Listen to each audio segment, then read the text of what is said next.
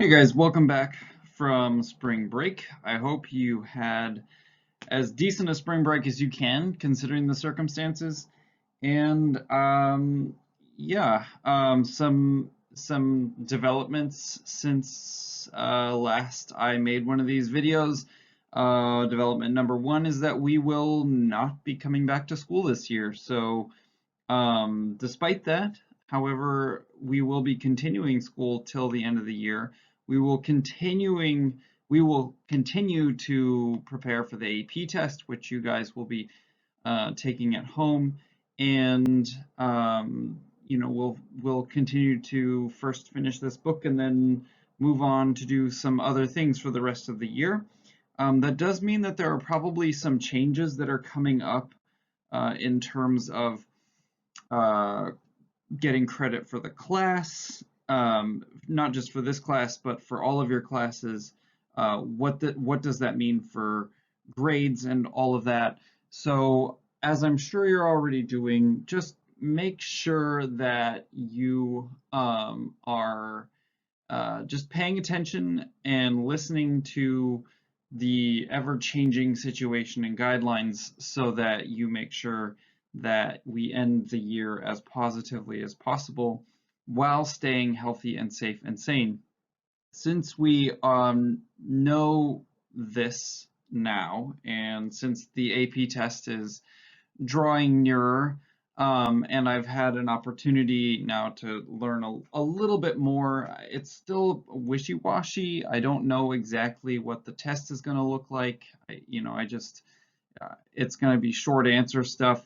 Um, but since we know a bit more now, I think I'm going to use this chance to change gears just a little bit as we go forward with the rest of the book. Not necessarily change gears, but to take kind of the foundation that we laid with the first half of the book and set it in motion that's a little bit more specific to the AP type of writing that I kind of expect is going to be on the test, so that we're you know we're not uh, we're not unprepared for whatever that test may ultimately end up looking like. So let's um, let's just review where we've been. I've basically had these three questions and been doing a version of something with them with our discussions and with our writing over the past several weeks as we've been reading the book. One question about the use of language in the novel, another question about connecting ideas in this novel to everyday life, and a third question about how fiction may be accomplishing something that other forms of language couldn't. And I think that has laid a pretty good kind of base for our understanding of the book. I've directed you in certain ways, and those of you who have really um, who have been keeping up with the work, I think have found some pretty insightful ideas in there. But there is some building that we can do. So what I'm going to do today is I'm going to drop a quote on you. It's another Orwell quote from Politics in the English Language, and it's meant to point us in a direction that we can take this section of reading and then write about it in a way that will be hopefully meaningful and useful in preparation for the AP test. So here's the quote that I want you to think about. It says, "When you think of something abstract, you are more inclined to use words from the start. Probably it is better to put off using words as long as possible and get one's meaning as clear as one can through pictures and sensations." And again, that's from George Orwell in his essay Politics in the English Language, which we read. So I want you to think about this, a couple of things in this quote as we're reading. First of all, something abstract, he says. Um, a lot of ideas are abstract, right? Like the idea of freedom, the idea of tyranny, the idea of fascism, the idea of, you name it, we could name millions and millions and millions of ideas, but when we try to describe them, or when we try to engage with them, then that's where we kind of have trouble actually elaborating upon them. And so I want you, first of all, to think of what kinds of ideas are coming up in this reading today. And they will be ideas that probably have come up in previous readings that you've already thought about. Second of all, I want you to think of this other part of the quote about putting off the use of words in favor of pictures and sensations. And I want you to especially think about how Orwell is using language to create pictures and sensations to bring up those abstract ideas that are mentioned in the first part of the quote. And just see where that takes us, and that will be related to tomorrow's activity. So let's get started now. We're going to start with part 2.8, chapter 2, part 8, and we're going to go up to the beginning of Goldstein's book, which it'll be obvious by the time we get there. It'll be clear. That will be our stopping point for today.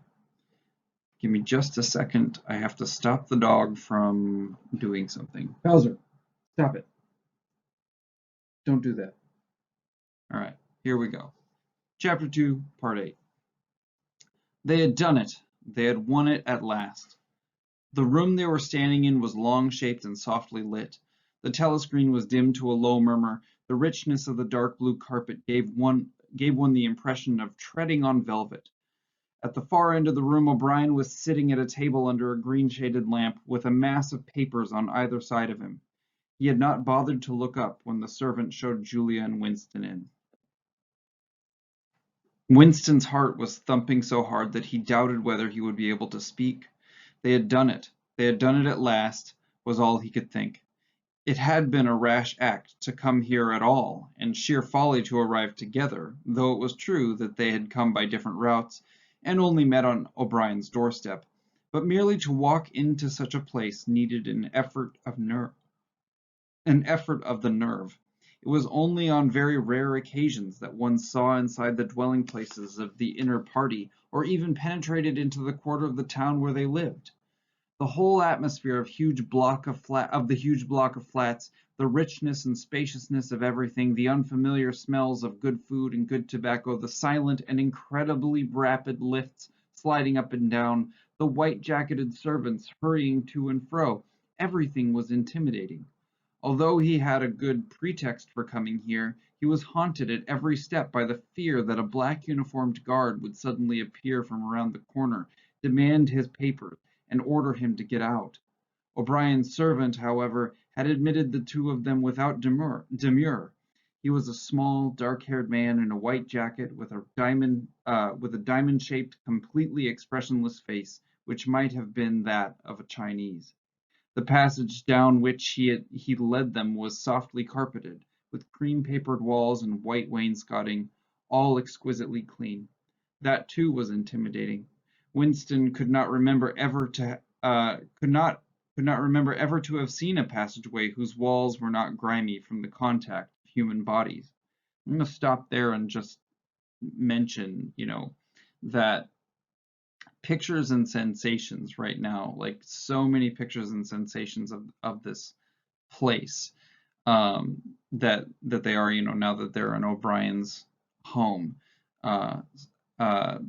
And we could think of sensations as physical sensations: taste, smell, sight, touch.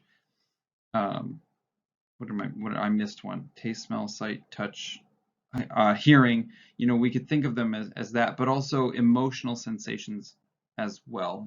How are those physical sensations creating emotional sensations? O'Brien had a slip of paper between his fingers and seemed to be studying it intently. His heavy face, bent down so that one could see the line of the nose, looked both formidable and intelligent. For perhaps 20 seconds he sat without stirring. Then he pulled the speakwrite toward him and rapped out a message in the hybrid jargon of the ministries. Items 1,5,7 approved full-wise stop suggestion contained item 6 double plus ridiculous verging crime think cancel stop unproceed construction-wise anti-getting plus full estimates machinery overhead stop end message. He rose deliberately from his chair and came toward them across the soundless carpet.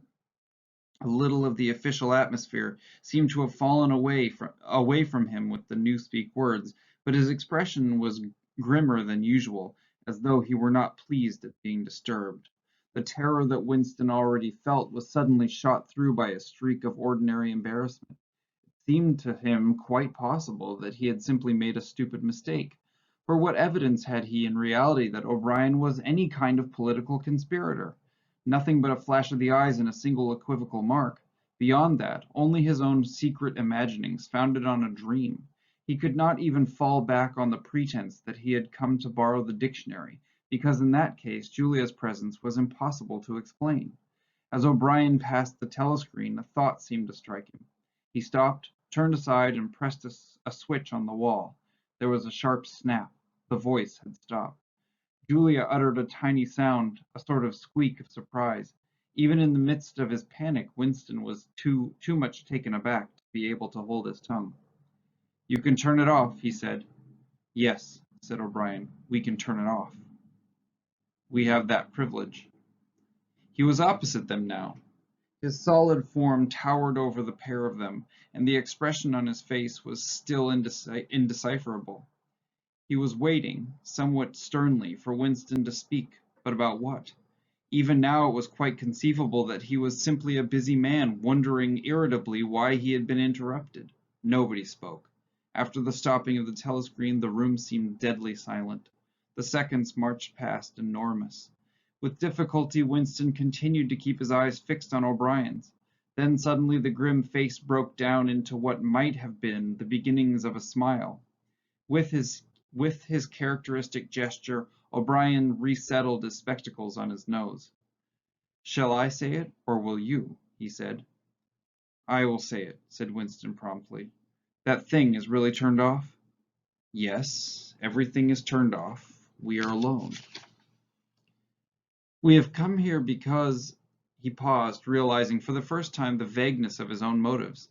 Since he did not in fact know what kind of help he expected from O'Brien, it was not easy to say why he had come here. He went on, conscious that what he was saying must sound both feeble and pretentious. "We believe that there is some kind of conspiracy, some kind of secret organization working against the party, and that you are involved in it. We want to join it and work for it. We are enemies of the party. We disbelieve in the principles of Ingsoc. We are thought criminals. We are also adulterers. I tell you this because we want to put ourselves at your mercy. If you want us to incriminate ourselves in any other way, we are ready." He stopped and glanced over his shoulder with the feeling that the door had opened. Sure enough, the little yellow-faced servant had come in without knocking. Winston saw that he was carrying a tray with a decanter and glasses. "Martin is one of us," said O'Brien impassively. "Bring the drinks over here, Martin. Put them on the round table. Have we enough chairs? Then we may as well sit down and talk in comfort. Bring a chair for yourself, Martin. This is business. You can stop being a servant for the next 10 minutes. The little man sat down, quite at his ease, and yet still with a servant-like air, the air of a valet enjoying a privilege. Winston regarded him out of the corner of his eye. It struck him that the man's whole life was playing a part, and that he felt it to be dangerous to drop his assumed personality even for a moment. O'Brien took the decanter by the neck and filled up the glasses with a dark red liquid. It aroused in Winston dim memories of something seen long ago on a wall or a hoarding, a vast bottle composed of electric lights which seemed to move up and down and pour its contents into a glass.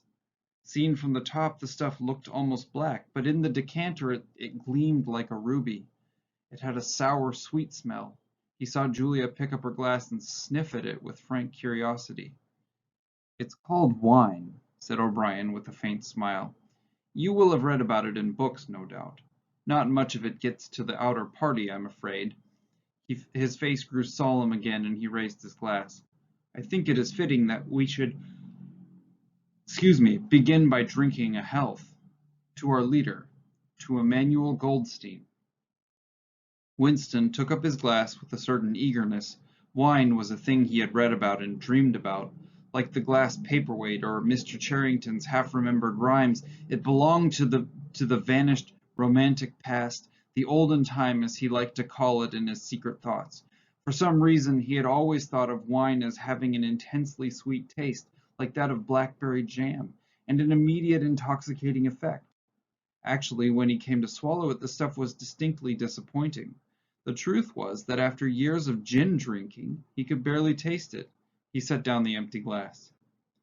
"Then there is such a person as Goldstein?" he said. "Yes, there is such a person, and he is alive. Where, I do not know." "And the conspiracy, the organization, it is real? It is not simply an invention of the thought police?" "No, it is real. The Brotherhood, we call it. You will never learn much more about the Brotherhood than that it exists and that you belong to it. I will come back to that presently." He looked at his wristwatch. "It is unwise even for members of the inner party to turn off the telescreen for more than half an hour. You ought not to have come here together, and you will have to leave separately. You, comrade," he bowed his head to Julia, "will leave first. We have about 20 minutes at our disposal. You will understand that I must start by asking you certain questions. In general terms, what are you prepared to do?" "Anything that we are capable of," said Winston. O'Brien had turned himself a little in his chair so that he was facing Winston. He almost ignored Julia, seeming to take it for granted that Winston could speak for her. For a moment the lids flitted down over his eyes. He began asking questions in a low, expressionless voice, as though this were a routine, a sort of catechism, most of whose answers were known to him already. "You are prepared to give your lives?" "Yes." "You are prepared to commit murder?" "Yes." "To commit acts of sabotage which may cause the death of hundreds of innocent people?" "Yes." "To betray your country to foreign powers?" "Yes." "You are prepared to cheat, to forge, to blackmail, to corrupt the minds of children, to distribute habit-forming drugs, to encourage prostitution, to disseminate venereal diseases, to do anything which is likely to cause demoralization and weaken the power of the party?" "Yes." "If, for example, it would somehow serve our interests to throw sulfuric acid in a child's face, are you prepared to do that?" "Yes." "You are prepared to lose your identity and live out the rest of your life as a waiter or a dock worker?" "Yes." "You are prepared to commit suicide if and when we order you to do so?" "Yes." "You are prepared, the two of you, to separate and never see one another again?" "No!" broke in Julia. It appeared to Winston that a long time passed before he answered. For a moment he seemed even to have been deprived of the power of speech. His tongue worked soundlessly, forming the opening syllables first of one word, then of the other, over and over again, until he had said it, he did not know which word he was going to say. "No," he said finally. "You did well to tell me," said O'Brien. "It is necessary for us to know everything." He turned himself toward Julia and added in a voice with somewhat more expression in it, "Do you understand that even if he survives, it may be as a different person? We may be obliged to give him a new identity. His face, his movements, the shape of his hands, the color of his hair, even his voice would be different, and you yourself might have become a different person. Our surgeons can alter people beyond recognition. Sometimes it is necessary. Sometimes we even amputate a limb." Winston could not help snatching another sidelong glance at Martin's Mongolian face. There were no scars that he could see. Julia had turned a shade paler, so that her freckles were showing, but she faced O'Brien boldly. She murmured something that seemed to be assent. "Good. Then that is settled." There was a silver box of cigarettes on the table.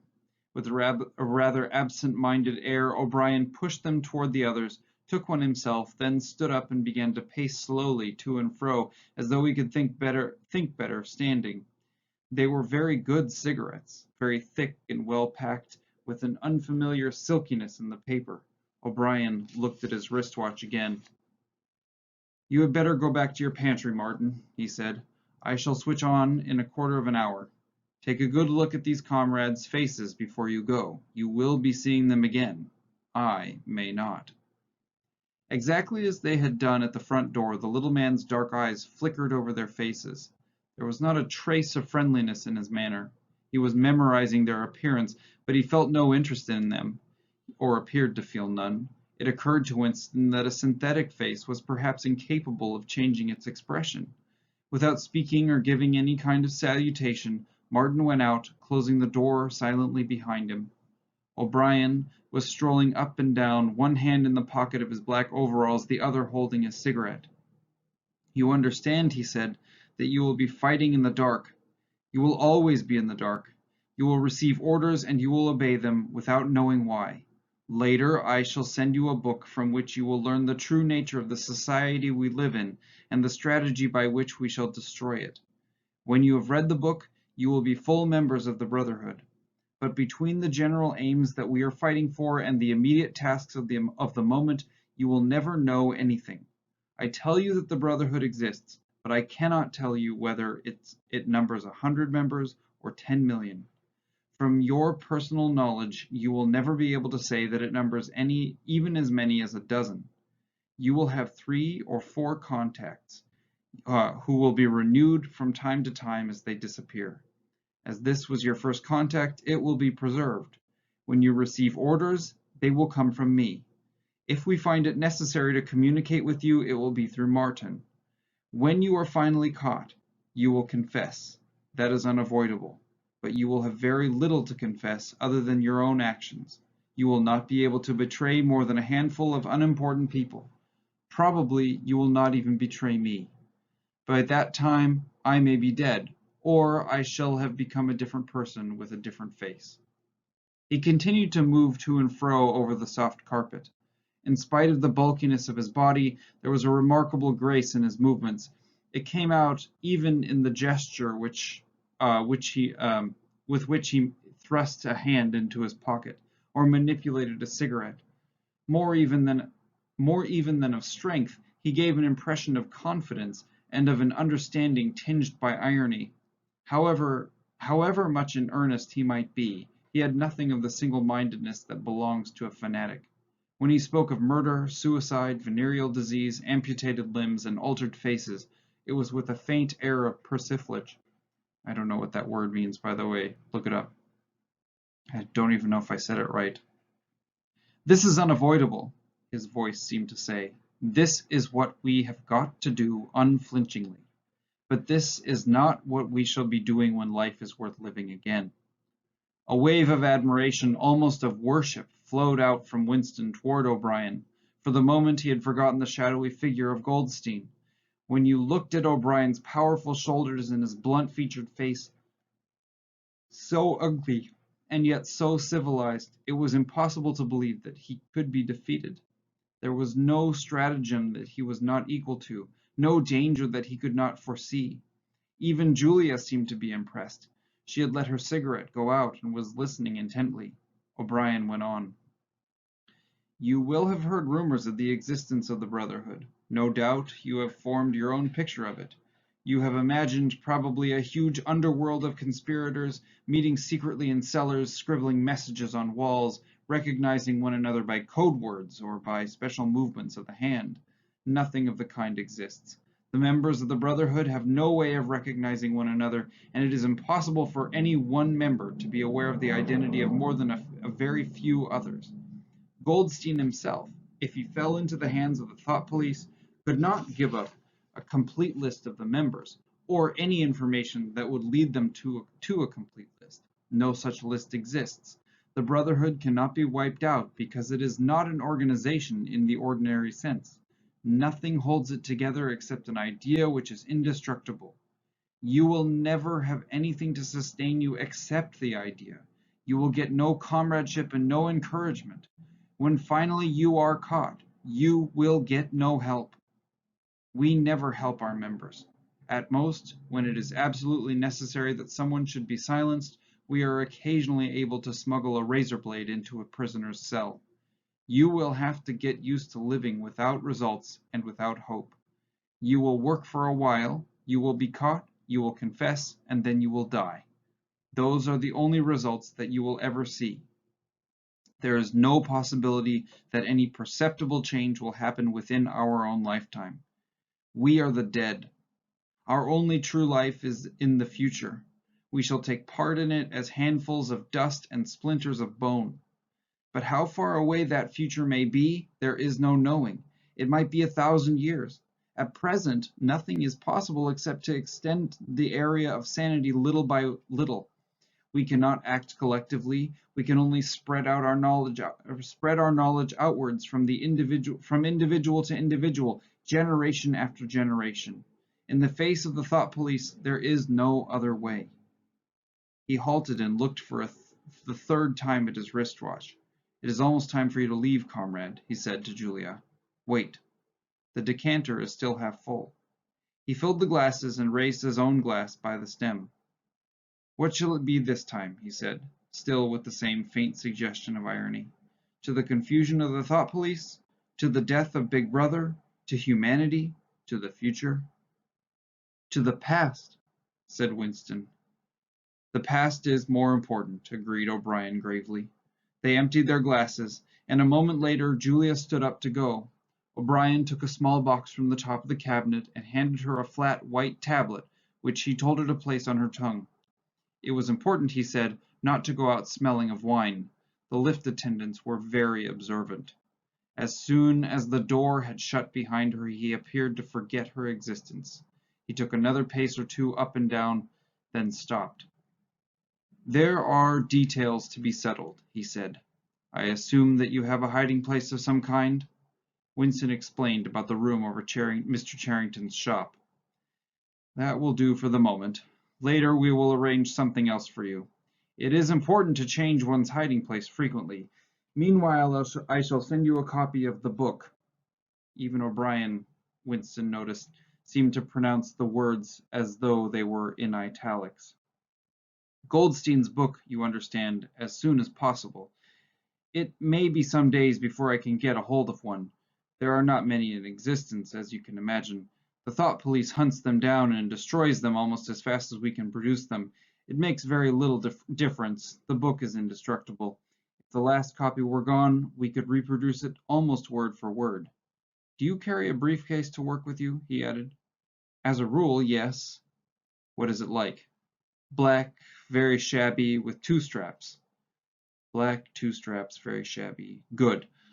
One day in the fairly near future, I cannot give a date, one of the messages among your morning's work will contain a misprinted word, and you will have to ask for a repeat. On the following day you will go to work without your briefcase. At some time during the day, in the street, a man will touch you on the arm and say, I think you have dropped your briefcase. The one he gives you will contain a copy of Goldstein's book. You will return it within 14 days. They were silent for a moment. There are a couple of minutes before you need to go, said O'Brien. We shall meet again, if we do meet again. Winston looked up at him. In the place where there is no darkness? He said hesitantly. O'Brien nodded without appearance of surprise. In the place where there is no darkness, he said, as though he had recognized the allusion. And in the meantime, is there anything that you wish to say before you leave? Any message? Any question? Winston thought. There did not seem to be any further question that he wanted to ask. Still less did he feel an impulse to utter high-sounding generalities. Instead of anything directly connected with O'Brien or the Brotherhood, there came into his mind a sort of composite picture of the dark bedroom where his mother had spent her last days, and the little room over Mr. Charrington's shop, and the glass paperweight, and the steel engraving in its rosewood frame. Almost at random, he said, Did you ever happen to hear an old rhyme that begins, Oranges and lemons, say the bells of St. Clement's? Again O'Brien nodded with a sort of grave courtesy. He completed the stanza. Oranges and lemons, say the bells of St. Clement's. You owe me 3 farthings, say the bells of St. Martin's. When will you pay me, say the bells of Old Bailey. When I grow rich, say the bells of Shoreditch. You knew the last line, said Winston. Yes, I knew the last line.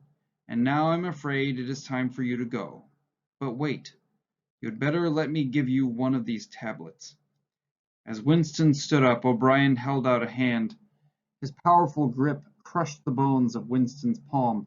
At the door, Winston looked back, but O'Brien seemed already to be in process of putting him out of mind. He was waiting with his hand on the switch that controlled the telescreen. Beyond him, Winston could see the writing table with its green-shaded lamp, and the speakwrite and the wire baskets deep laden with papers. The incident was closed. Within 30 seconds, it occurred to him O'Brien would be back at his interrupted and important work on behalf of the party. Chapter 2, Part 9. Winston was gelatinous with fatigue. Gelatinous was the right word. It had come into his head spontaneously. His body seemed to have not only the weakness of a jelly, but its translucency. He felt that if he had held up his hand, he would be able to see the light through it. All the blood and lymph had been drained out of him by an enormous debauch of work, leaving only a frail structure of nerves, bones, and skin. All sensations seemed to be magnified. His overalls fretted his shoulders, the pavement tickled his feet, even the opening and closing of a hand was an effort that made his joints creak. He had worked more than 90 hours in 5 days. So had everyone else in the ministry. Now it was all over, and he had literally nothing to do, no party work of any description until tomorrow morning. He could spend 6 hours in the hiding place and another 9 in his own bed. Slowly, in mild afternoon sunshine, he walked up a dingy street in the direction of Mr. Charrington's shop, keeping one eye open for the patrols, but irrationally convinced that this afternoon there was no danger of anyone interfering with him. The heavy briefcase that he was carrying bumped against his knees at each step, sending a tingling sensation up and down the skin of his leg. Inside it was the book, which he had now had in his possession for 6 days and had not yet opened, nor even looked at. On the 6th day of Hate Week, after the processions, the speeches, the shouting, the singing, the banners, the posters, the films, the waxworks, the rolling of drums and the squealing of trumpets, the tramp of marching feet, the grinding of the caterpillars of tanks, the roar of massed planes, the booming of guns, after 6 days of this, when the great orgasm was quivering to its climax and the general hatred of Eurasia had boiled up into such delirium that if the crowd could have got their hands on the 2,000 Eurasian war criminals who were to be publicly hanged on the last day of the proceedings, they would unquestionably have torn them to pieces. At just this moment it had been announced that Oceania was not, after all, at war with Eurasia. Oceania was at war with Eastasia. Eurasia was an ally. There was, of course, no admission that any change had taken place, merely it became known, with extreme suddenness and everywhere at once, that Eastasia and not Eurasia was the enemy. Winston was taking part in a demonstration in one of the central London squares at the moment when it happened. It was night, and the white faces and the scarlet banners were luridly floodlit. The square was packed with several thousand people, including a block of about 1,000 schoolchildren in the uniform of the spies. On a scarlet-draped platform, an orator of the inner party, a small, lean man with disproportionately long arms and a large, bald skull over which a few lank locks straggled, was haranguing the crowd. A little Rumpelstiltskin figure, contorted with hatred, he gripped the neck of the microphone with one hand, while the other, enormous at the end of a bony arm, clawed the air menacingly above his head. His voice, made metallic by the amplifiers, boomed forth an endless catalogue of atrocities, massacres, deportations, lootings, rapings, torture of prisoners, bombing of civilians, lying propaganda, unjust aggressions, broken treaties. It was almost impossible to listen to him without being first convinced and then maddened. At every few moments, the fury of the crowd boiled over, and the voice of the speaker was drowned by a wild beast-like roaring that rose uncontrollably from thousands of throats. The most savage yells of all came from the school children.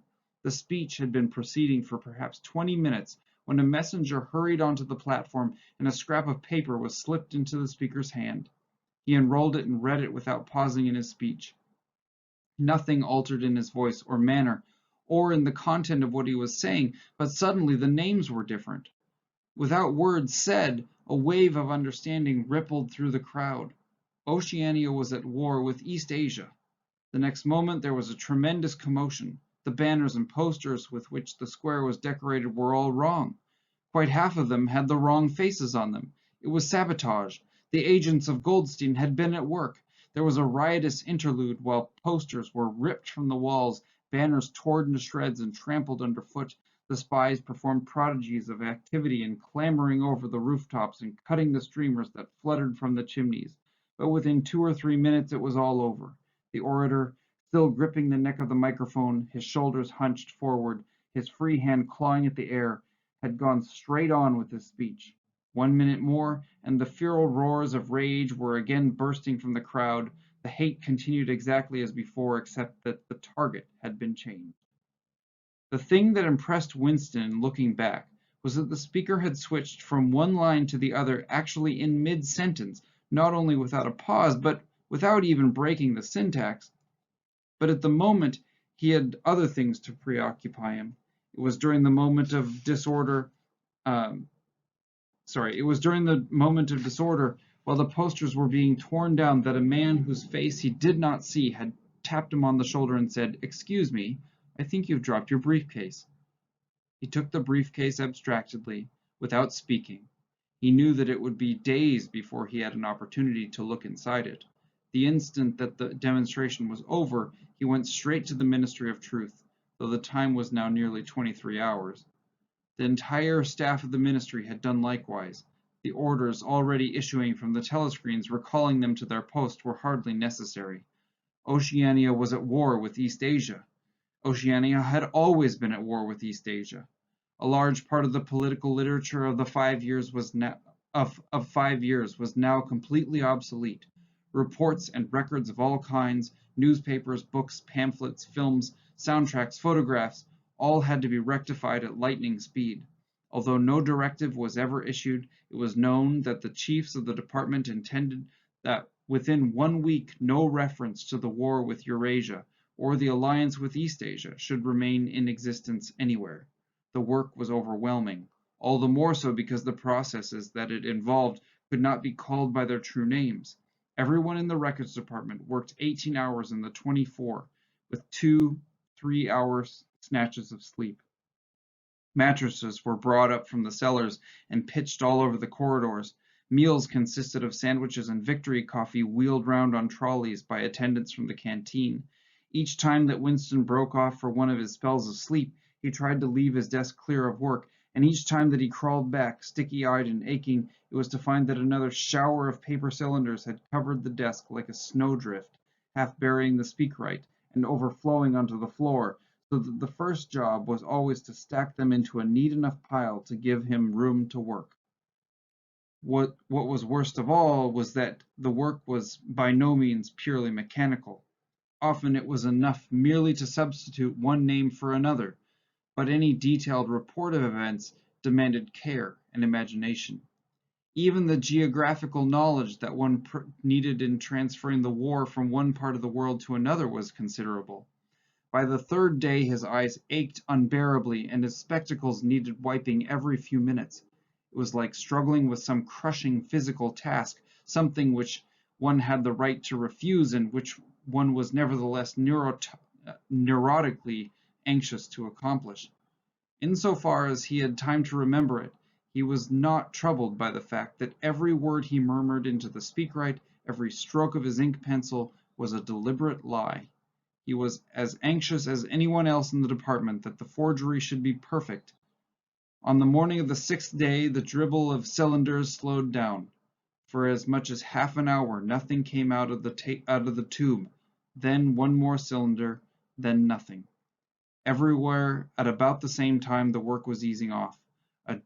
A deep and as it were, secret sigh went through the department. A mighty deed, which could never be mentioned, had been achieved.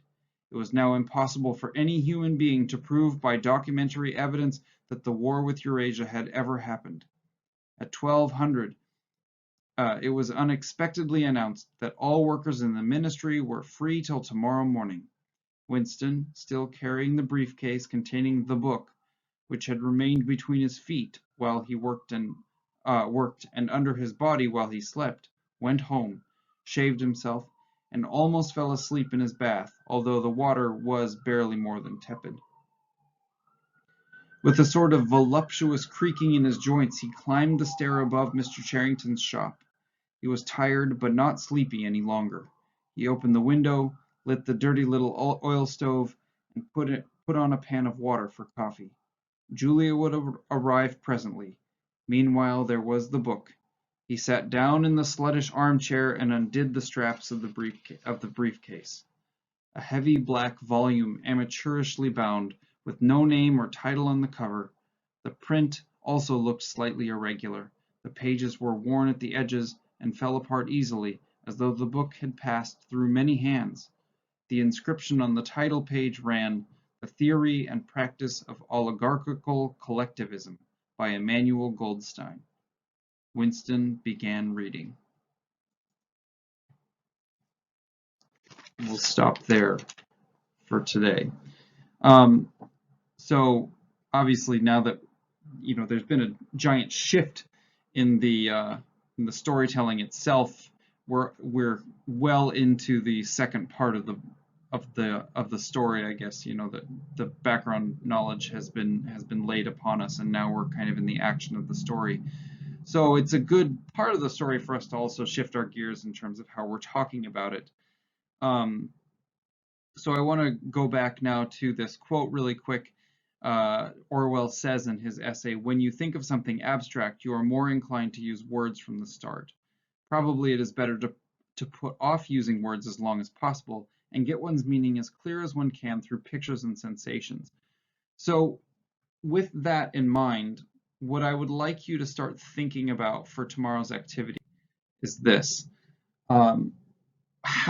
What ideas, probably ideas that we've already come up with, or that you've already considered, what ideas continue to be present in today's reading, but also how were images and sensations used to convey those ideas and convey opinions about or thoughts about those ideas. Tomorrow, you'll be doing an writing activity that I intend to be test prep-ish, I guess. Again, I don't know exactly what the test questions are going to look like, but I'm going to try to write something that could potentially show up on the test and you might write about. So, and it'll be related to 1984. So be ready for that, and I will see you back in this space soon.